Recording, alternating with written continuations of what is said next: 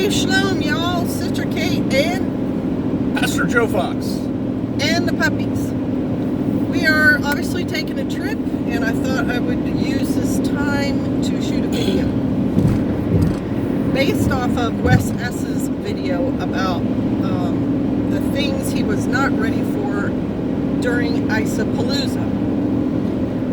Snowpalooza. Right, Snowmageddon. Which I thought was a brave thing for him to do, to admit that there were holes in his preps. That's always kind of humbling. But I wanted to give our flip side of the coin for that, because we knew it was coming from the news, and so we got prepared. Aside from what we normally do prepping-wise, because you know us. So one thing we did was, he brought in water. Lots of water. Lots of water, more water than we normally have stored in the house, because we depend on our rainwater, as you know, for like the dogs drinking water and for our washing water. And we knew from past experience that that water outside was definitely going to freeze, and then you have to deal with it. You can't have it in a plastic bin and then think you're going to be able to thaw that out somehow, because you can't melt the plastic with the heat you need to apply to get the water unmelted. So we brought in water. We made sure we had enough wood, right? Yep. It was close, because this was not expected, and so Pastor had cut wood according to last winter and had that much up, and so we had to make sure that there was enough. And we have done heating the house and cooking on our wood stove to know how many pieces of wood approximately we burn each day, how many pieces of wood we need to cook with. And so based on that, we made sure we had enough fuel. And along with that, you can say it's like 2.5 is dry kindling.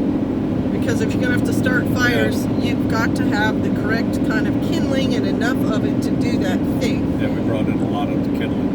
We made sure we knew, number 3 was made sure we knew where our cold weather clothing was, and generally had an outlined plan of what we were going to wear. And as you saw in our videos, the Carhartts were a huge part of that.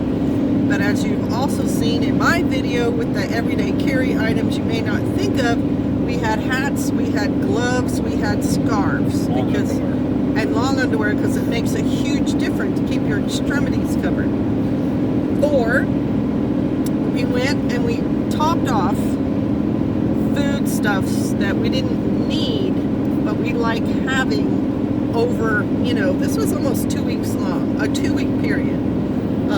Things that we enjoy eating, things that are easy to cook. Bought 6 gallons of milk. Bought 6 gallons of milk and put some out in a cooler on the front porch, because, hey, it's cold enough out there to store it. Yes, you can freeze milk, you can thaw milk. And as I said in some of my videos, we have shelf-stable milk, and we have that milk I canned earlier in the summer. So we had plenty of that, plenty of flour and yeast and all the things necessary to make bread, and just had the food thing covered. So at no point in the 2 weeks did we need to go shopping, and we really didn't. Oh, we didn't. We were home for 2 weeks. That's right. And the 5th thing was what our daily activities were also. We planned our activities, because there are people who are not used to being home for 2 weeks straight. They're used to being out of the house for 8, 10, 12 hours a day. And so when they get in that situation where they're in the house and can't leave, they're not sure what to do with themselves. But we planned projects. We have, multiple responsibilities. I did some sewing. I did some painting. He did some painting. He did blogging and vlogging and office stuff, planning. Talking to people, coordinating with people. Put classes together. I painted with my daughter. I did, not cabinet painting, but the other kind of painting. Reading books, just all sorts of stuff. So we weren't suffering from cabin fever. You know, We're never bored. We were never bored. We weren't totally stressed out. And each day, the hours, we kind of divide them up. When we're getting up, there's certain things we had to do. My day revolved around feeding my animals, and I had a whole little routine there with the hot water for the ducks, and he would get up and start the fire and have his cup of coffee, and then our day usually ended. We would start winding down around 4 o'clock. Yeah.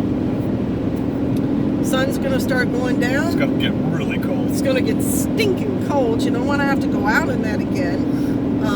And my son told a story, God bless him, where up where he lives, he needed some fresh milk, and they found a family who were willing to sell it to him. And he went out in the freezing cold with his dog to their homestead, and the woman there milked her cow at 9 o'clock at night. And it was like minus 3 degrees. And he bought the milk from her, and, you know, it's a whole long story. But the point was, Pastor and I, that's not us. We don't want to be out at 9 o'clock at night. We want to be in the house. We want to have the fire going to a good temperature in order for it to continue to burn all night, but not burn hot and waste a lot of fuel. So we would turn the dials on the wood stove down so it would burn very slowly and have coals for us in the morning. And we would be, you know, in our sleep schedule, nighttime schedule by like 7 in the evening. You know, Get a lot of sleep in the winter. Watching videos on the phone, you know, doing stuff on the computer, reading a book, whatever. But we definitely had our day regulated, and that helped us. So those are 5 things that we did right that helped us get through that 2-week period, that cold spell. And I hope it helps you all to plan for the next one. All right, say shalom. Shalom. Shalom.